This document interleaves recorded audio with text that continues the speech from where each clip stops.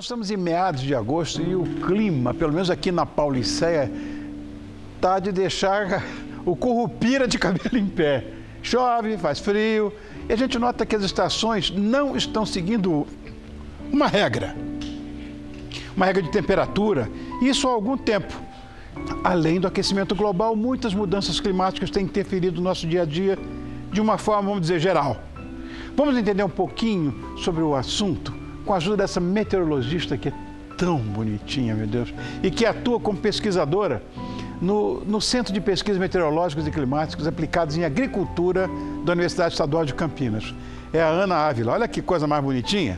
Ó, não precisava nem ser meteorologista. Tudo bom, meu amor? Obrigado por ter vindo, viu, querida? Eu estava te falando em off, vou repetir agora. Eu sou aviador e de clima quase nada. De tempo, sim, por dever de ofício, como aviador, tinha que saber do tempo. Mas de clima, você vai me ensinar tudo agora. Ana, nesse momento, sei lá, nós estamos no inverno ainda, né? Mas a temperatura parece estar meio indecisa. O que está acontecendo com o clima brasileiro? De fato, nós temos verificado que alguns fenômenos meteorológicos típicos de verão ocorrem no inverno e fenômenos de inverno têm ocorrido no verão. Um dos eventos, né, bastante conhecidos é o fenômeno da geada, né? E nós temos verificado que nos últimos anos tem reduzido o número de dias frios e o número de episódios de geada, ou a frequência de ocorrência de geadas, por exemplo, aqui na região central, aqui na região sudeste do país. Ana, vamos fazer uma coisa. Eu falei tanto agora falei tanto não, mas eu falei em clima e falei em tempo. Mas os dois se diferenciam muito. E eu quero que você explique essas diferenças para quem está em casa. Exatamente, é uma diferença básica, é um conceito bastante importante. O tempo é o momento, é um instante na atmosfera, né? Nós temos, por exemplo, hoje nós tivemos um dia nublado, né? Nós estamos com uma situação de temperatura ou de chuva. Então é o momento, é o instante. E o clima é o estado médio da atmosfera. Então, para nós definirmos o clima de uma determinada região, por exemplo, nós precisamos de vários tempos, né? A Organização Meteorológica Mundial define clima como o tempo médio da atmosfera e nós precisamos de pelo menos 30 anos de dados para nós termos, então, a caracterização climática de uma determinada região. Você veja, né?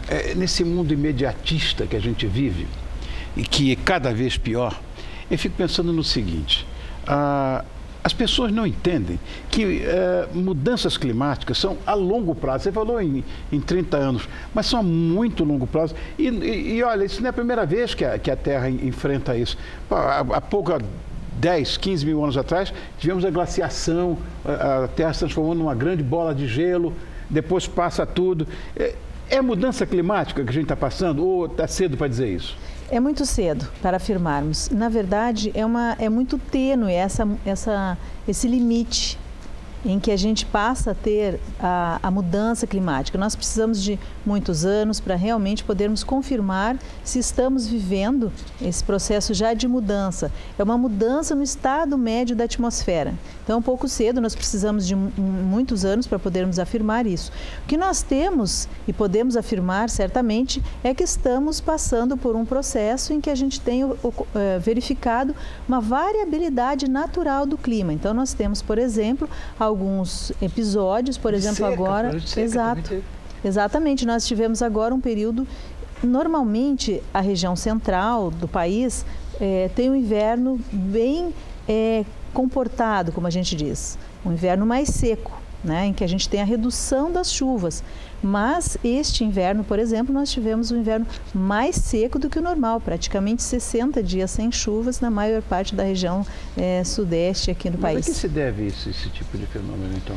Variabilidade natural. Por exemplo, nós tivemos a presença de massas de ar seco que atuam naturalmente nessa época do ano e que atuaram persistentemente, né? E as frentes frias passaram aqui pela região, pelo Oceano Atlântico, pela costa do país, mas com pouca influência nas condições do tempo na região central.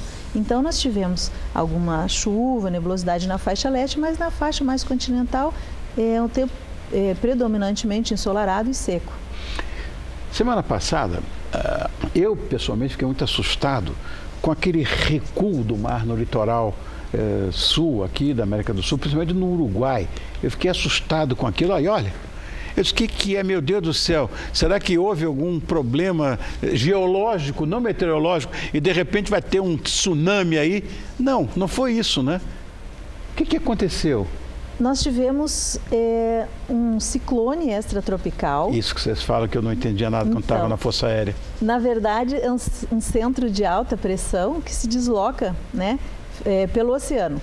Nós temos, pela formação deles, eles são extratropicais, então se formam em regiões mais frias, né? E se deslocam preferencialmente pelo oceano e tem uma influência no continente. Então, nesta semana especificamente, nós tivemos um ciclone extratropical extremamente intenso, né? A pressão atmosférica no centro desse ciclone extratropical chegou a 1048 hectopascais. Então, um fenômeno muito intenso. Uau. Associado a esse sistema extratropical, ou, na verdade, não necessariamente associado, mas atuando também conjuntamente, tivemos um centro de baixa pressão, né? E esses fenômenos se deslocaram aqui pelo oceano de forma bastante intensa, sobretudo esse ciclone extratropical, com atuação aqui na costa da América do Sul, estendendo-se até a África. Então, muito intenso. Então, com isso, ele gerou ventos, né? Ventos de norte e nordeste persistentes e intensos, de forma que fizeram com que tivesse esse efeito no oceano de retração, né? Do nível do mar aí, numa extensa área. Mas voltou numa ressaca brava, né? Voltou numa ressaca brava, quase um tsunami. Eu vi as fotos, vi os filmes que fizeram. Bom, a gente fala no El Niño, Laninha, Saci Pererê, eu estou falando porque hoje é dia do folclore. Qual é o fenômeno, que eu sei que está brincando, mas qual é o fenômeno que poderia estar brincando com o nosso clima também, atualmente? Atualmente, nós não estamos com El Niño ou Laninha atuando. Nós estamos com a situação normal, né? O El Niño ou a Laninha, eles são a mudança da temperatura das águas ali do Oceano Pacífico, próximo à costa do Peru. Mas, neste momento, as águas naquela região estão dentro da normalidade. Podia ser pior, então. Podia ser pior. Atualmente, eu acho que nenhuma estação tem assim, uma característica própria. Eu estava conversando agora com o pessoal da produção sobre isso. Em certos lugares você vê a definição correta das estações do ano, né? Outono mesmo, né? Primavera mesmo, não inverno e verão. Mas a gente está vendo que isso não está acontecendo mais em vários lugares. É culpa nossa? Culpa do homem? Ou não? É muito difícil, né? Na verdade, nós falarmos se é culpa do homem ou não, porque o homem, de certa forma, ele tem a mudança em pequena escala, né? É uma parte da variabilidade natural mesmo, dos fenômenos meteorológicos em larga escala que vem ocorrendo. Eu concordo. Como modesto aviador, eu concordo com o que você está dizendo, porque as pessoas ficam muito impressionadas. Não, porque as geleiras estão derretendo, não, porque... Mas são fenômenos naturais que a Terra passa por isso, né, há milhões de anos. Sim, exatamente, são fenômenos naturais. E essa mudança climática, essa mudança no estado médio da atmosfera, ela tende realmente a acontecer e tornar esses fenômenos mais frequentes e mais intensos. Olha, na sua área que é meteorologia, lá no Japão, a coisa é tão absolutamente correta, não sei se porque eles têm mais recursos, não sei, mas aqui no Brasil, a nossa meteorologia está evoluindo para melhor? O Japão é perfeito, o que eles falam, vai cair uma gota d'água amanhã, cai. A nossa meteorologia ela tem evoluído muito nos últimos anos. Eu tenho sentido isso. E paralelo a isso, a melhoria também do sistema computacional, né, que é mais robusto, a forma da informação, da transmissão dos dados também, que é bastante rápido. Então, esse conjunto todo faz com que a meteorologia também evolua. E nós temos observado uma grande melhora nos últimos anos. Acontece que nós temos aqui um país imensamente, uma área extensa, continental, num clima tropical, onde nós temos uma grande quantidade de radiação solar chegando até a superfície, fazendo com que a gente tenha mudanças muito bruscas, muito rápidas, né? E fazendo com que os fenômenos intensos ocorram numa pequena escala, de difícil previsibilidade.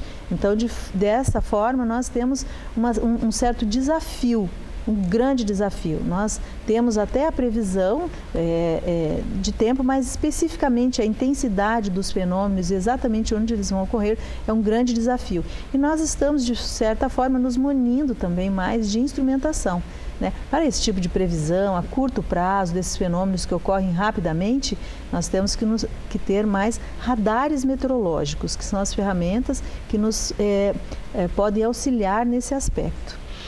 Um radar meteorológico está custando uma fortuna. E por isso que eu fico pensando que, eventualmente, não seria falta de recursos para uma coisa tão importante. Porque hoje, o que sustenta o nosso país, você sabe disso, é o agronegócio.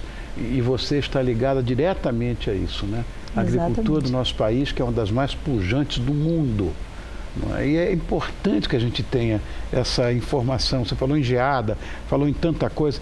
É preciso que a gente tenha esse tipo de aprimoramento, mas ele é tecnológico, precisa vir equipamento, que você não é um computador, você não tem como, de repente, você não é um radar.